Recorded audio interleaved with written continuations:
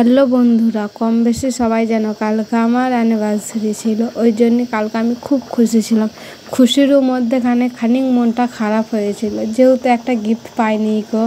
তারপরে দেখলাম না, একটা বড়মশাই গিফট দিয়েছে আমাকে, খাটের উপরে নামানো ছিল। আমি বলছি এটা আবার কী বার্থডে? তখন 9:30 বাজে। আমি খুলে দেখলাম, দেখছি ঠোঙার ভিতরে কী আছে আমি কিন্তু সত্যিই জানি না।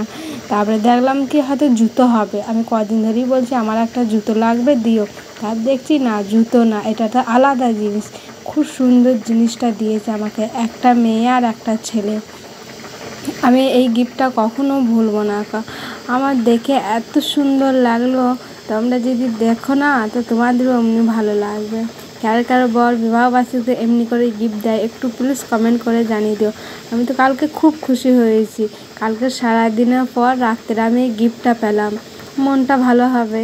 মেয়েরা কী মন চায়? একটু ছোটোখাটো গিফট আর একটু ভালোবাসা, আর কিছু চাই না।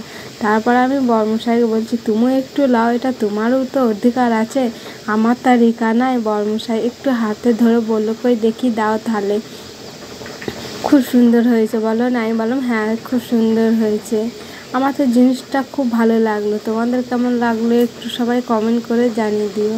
আর আমাদেরকে প্রচুর প্রচুর ভালোবাসা দিও, আর আমাদের সাথে এভাবেই থাকবে।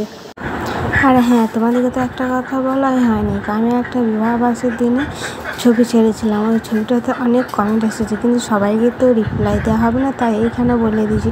সবাইকে অসংখ্য ধন্যবাদ।